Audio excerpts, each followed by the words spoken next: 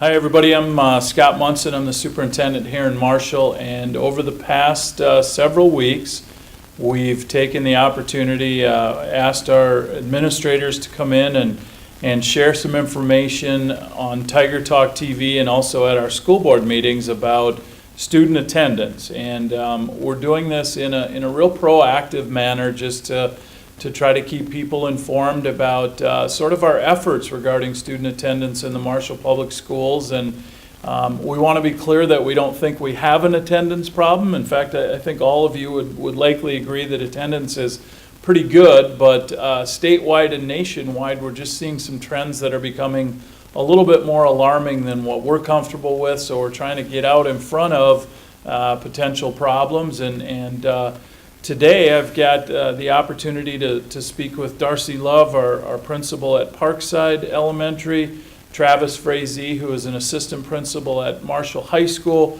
and Jeff Hansen, who is an assistant principal here at the middle school. And they're going to be sharing some information at a school board meeting. Again, this will be the third in a series of 3 presentations that they're giving on attendance. And today I'm going to throw some questions at them and ask them to share some information in terms of interventions and what we do relative to student attendance to, again, try to be proactive and really get out in front of any potential problems. So having said that, I think I'll just kind of turn it over generally to the 3 of you. We've talked about the importance of student attendance, and you've all, by building, had a chance to share some data relative to what we've seen historically and how maybe that matches up with nationwide what's being seen. What's the focus of this session or this segment? Maybe transition us into that a little bit. Any of you can start out.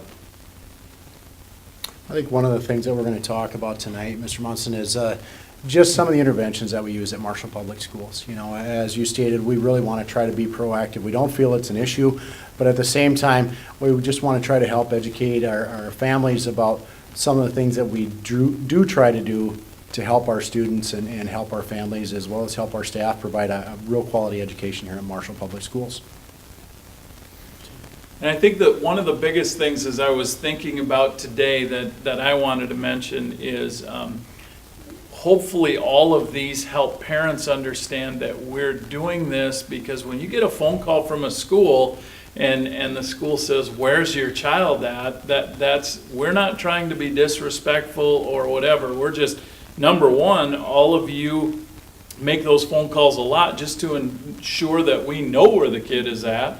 And if they're not in school and they're supposed to be, we can figure that out. But really, number 2, because we want to make sure that kids get to school. And someone had talked about how, and it might have been you, Jeff, when students miss school, they can make up the time, but they can't necessarily make up the learning and experiences and all the socializing and different things like that. And that's really what we're trying to do. So as we try to help parents understand, talk about interventions. Darci, start with you maybe at the elementary level, and then we'll kind of work our way down. What do we do when students hit a certain number of absences? What's the process? Sure.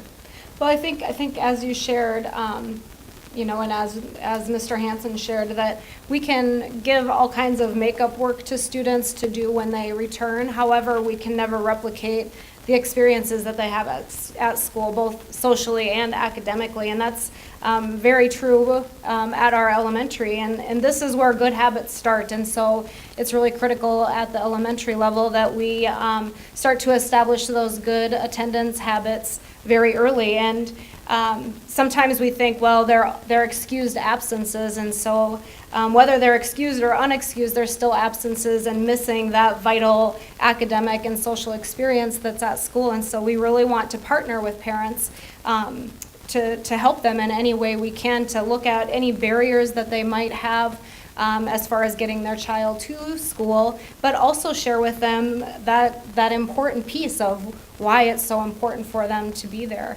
I know as a parent myself, I struggled when my littlest one didn't want to come to school when she was in kindergarten, and that was really hard for me as a parent, but it was so important for me to stay consistent and partner with the school and even though it was hard to drop her off and see her cry every day, that it was so important for me to establish that good habit right away and work with the school to do anything that we could to make sure that she was getting there every day. And so, again, I think that's our primary intervention at the elementary level, is really looking at, some of those red flags that come right away at the beginning of the year. And when we see those attendance patterns start to establish, to visit with the parents and partner with them as soon as we can to say, what can we do? How can we help you? Is it an issue of getting to school? A lot of parents sometimes have some concerns because their child might have a stomach ache, but sometimes those things can be signs of other concerns, maybe some anxiety. We have a lot of support at the school, and we're here to help. We want to make sure that your child is here at school, that they're safe, and that we're helping them, again, establish those good habits that don't just last through high school but through the rest of their life, really. So Darci, you talked about personal contacts with parents, really important, something I'm sure that happens in the offices and that you folks are involved in every day. Jeff, what would you add to that? What else besides personal contacts take place? And kind of going back on some of the things we talked about before, sometimes those phone calls aren't the easiest to make, but our number one concern is to make sure students are safe. And at Marshall Middle School, we have a number of students that walk to school, ride their bike to school, and if they're not at school, we want to make sure that they're safe, whether they're at home or whether they're at school. That's priority number one. Some of the interventions that we really use is we lean heavily on our PBIS team. We try to make sure that our students are understanding through our positive programs that we have here, the importance of being at school, the importance of being on time to class, the importance of getting their work done on time. And that probably is one of our number one things. Middle school's been recognized, I think, the last 2 years in the state for a PBIS school and some of the great things that they've done. And this is just a small example of what our staff has done. And PBIS truly here is led by our staff. They identify some things that we may need to build on. I think in the 12-13 school year, one of the things that our building identified was tardies through PBIS. We took a lead on that, created a matrix, created some things that we're doing as far as educating students. They don't leave class 2 minutes or 10 minutes before the end of class or 10 minutes at the start of class, just so we can get things going. In 14-15, our PBIS identified, we were having a few issues with attendance. It was up a little bit. We just kind of continued to build on some of those things. Kind of like Darci said, we really look at being proactive with those parent connections. We send our attendance letters home at 7, 14, 21, and 28 days. But usually before that happens, if we start to see some type of a pattern, maybe one of our counselors, Ms. High or Ms. Biella, is going to sit down and talk with a student. Maybe the student's advisor is going to sit down and talk with that student. Maybe myself. We try to make sure that our students have some type of connection here in the building. Other things that we do is when we get new students to our building, we set up student ambassadors. Sometimes coming to a middle school, it's a shock. They're coming from maybe a smaller district or just maybe a different district. They may not know anybody. So we try to line them up with a student ambassador that's that student's point of contact. So when Jimmy or Susie come to Marshall Public Schools, they know that they can go to Billy or Betty and say, you know what, man, I just don't know where I'm supposed to go for Block 5 or what's my exploratory look like. So those are just a couple examples of some of the things that we do. Great, good stuff. Travis, how about you at the high school? Yeah. Similar, but Yeah, a lot of the stuff is very similar. One of the things, though, that I could talk about here today, today was the first day that we were able to have utilize some restorative justice measures, which is something new, that we created a circle with some students who have been struggling getting to school here, and it's really a focus on at this point the unexcused absences, students that were basically truant, and we're providing that as a support. And how that works is there's a gentleman that works as a facilitator for the group, and the students are able to basically work together to help solve their own issues and identify what is going on and talk about things together in an effort to work to improve attendance at school. I don't remember who said it earlier or whatever, but I'm talking about attendance and why kids miss school. A lot of times the reasons for those things are, oh, I mean, all over the place. I mean, as to why they're missing, but it's usually just a symptom or an indicator as if something else isn't quite right. And so excited that we were able to start with that today. Very excited about that, and looking forward to see how things go with that intervention as well. So you've talked about parent communications, we've talked about programming like our positive behavioral intervention support system. Another support system, if you will, would be the circle piece. I think those are all really proactive. We have to sort of talk about the elephant in the room. When kids miss school, there are consequences. We work to avoid those, but what happens, just for parent information, what happens when kids miss school?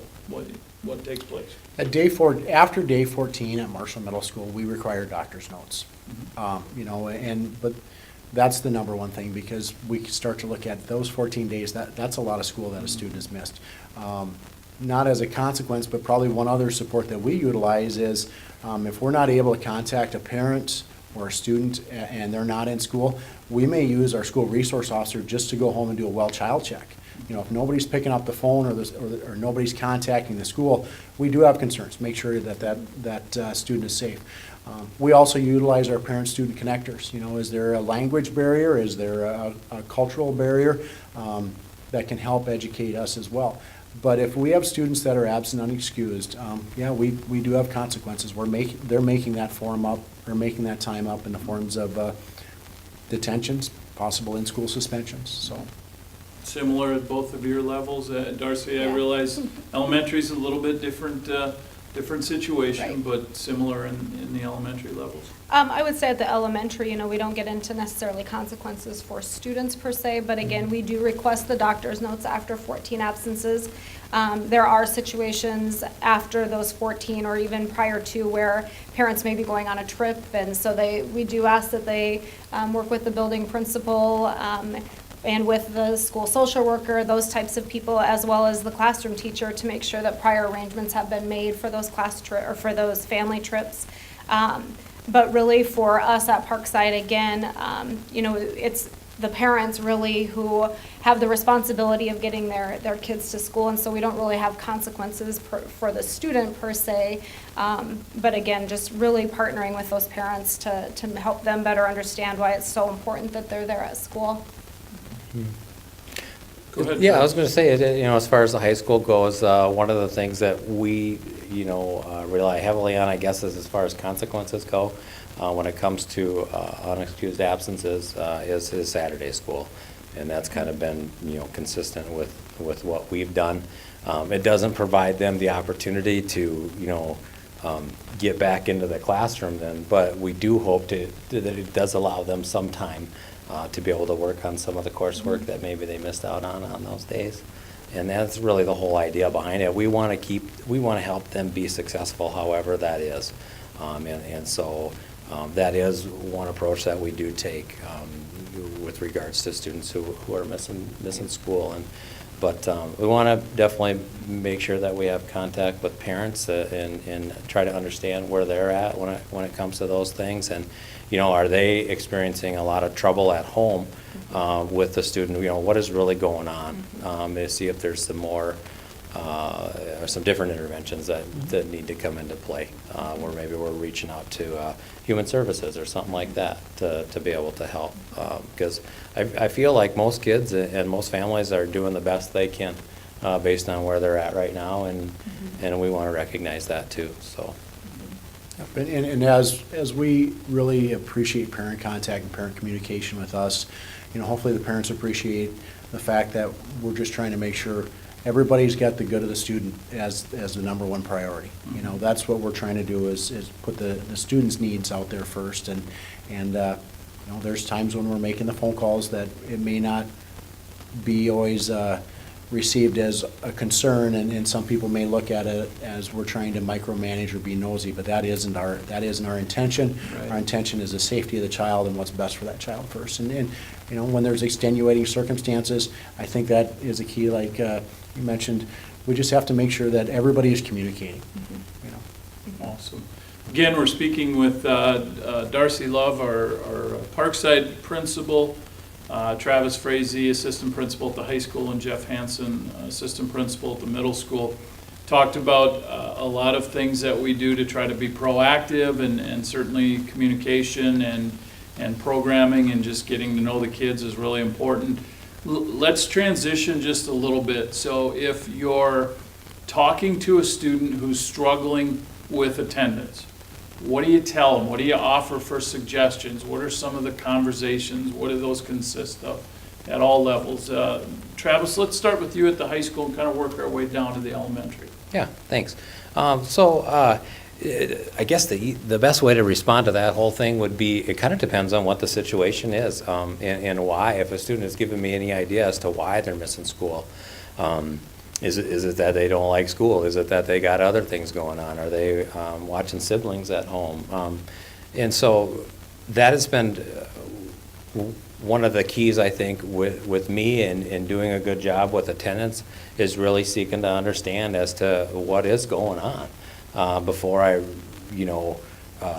worry about anybody else, making sure they understand, what we're trying to do. So that's probably the biggest thing, and it could, it's normally going to involve contact with parents or whoever they are living with.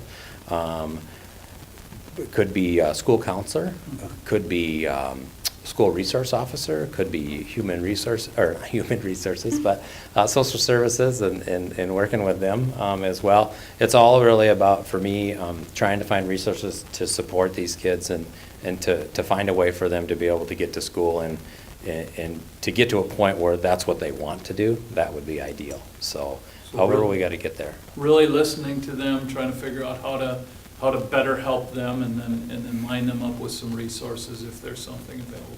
Yeah. Absolutely. Super. Jeff, how about you? I would say a lot of the things are very similar. Sometimes it's really simple. We've had students that parents go to work early and they don't have an alarm clock. So, we've had students where we've given them an alarm clock just because there isn't somebody there to help wake them up. Sometimes, a lot of the things that Travis talked about is maybe they're watching a sibling, or maybe there's some extra family members in the home due to some financial problems. It can add to stressors, and we try to identify if there's any stressors that we can help that student with. I would say probably the big thing is just making the connection with the student. First and foremost, try to talk to them, find out, hey, it's not punitive. We want to see what's going on. What can we do to help you? Sometimes, we have students that maybe they have a better connection with our counselor or with their advisor, and it might be asking them to have an initial conversation just to identify what's going on in a student's life and what are their needs. That's probably the biggest thing that we try to look on, that I think all that happens in all the buildings. So. But Darci, how about at the elementary level? Yep, and I would say that, again, very similar, only our energy is usually focused more on the parents and getting in contact with them to try to identify where those barriers are and how we can help. If we see a pattern starting to establish where they're calling in sick a lot of days, our school nurse will maybe contact the parents and just ask, how are things going? Is there any way that we can support you here at school? And again, just reemphasizing the importance of that good attendance, and that those behaviors and habits are established very early. So we want to make sure that we're, again, supporting the parents in any way that we can, whether that be, talking about maybe a student who has some anxiety about coming to school. Can we meet at the door and work on a transition plan? So maybe it's some medical issues that they are truly having, and we need to help kind of coordinate some of those efforts. So very similar to what you guys do, but our end is more focused probably on parents and working with them to help identify ways that we can assist them. How about, as you've been through these, kind of getting ready for these presentations, what, if anything, have we identified as what we can either continue to do more of or do differently to help increase our student attendance rate, to help have fewer absences? Have you discovered anything along those lines during this process, or what do you think about that? I could start out. One of the things that is over the summer, I was fortunate enough to take a look at a report from the federal government in regards to attendance and just, you kind of indicated, talked a little bit about that earlier, Mr. Monson, about how there is some great concerns for people who are chronically missing school, and one of the things that I've learned about that and researching that is that it's important to focus not just on the unexcused absences, but the excused absences as well.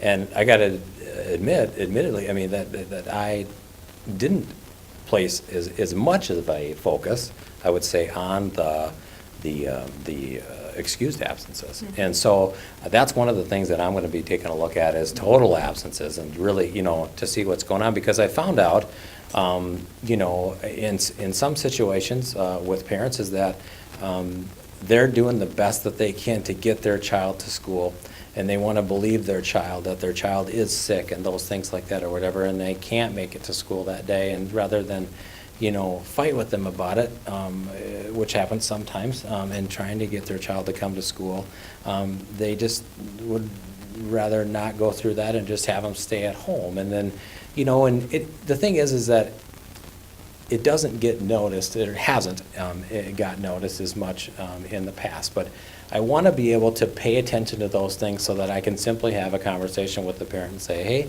I noticed such and such has been missed a lot. They're excused. I appreciate you calling in and have those discussions with them. But to find out from the parent, is this what they want to actually have happen? Or do they just feel like they're kind of stuck? And in those situations, then maybe we can help them a little bit in regards to that too. Where they're just doing the best that they can. Some kids are living with grandparents and those things like that too, and those dynamics sometimes make it tough because, they're grandparents and they just want to be able to spoil their kids and things like that, their grandkids. So to be able to help them and that's definitely something that I want to work at in the future to recognize those things and then respond in a supportive manner as well to help them out. So.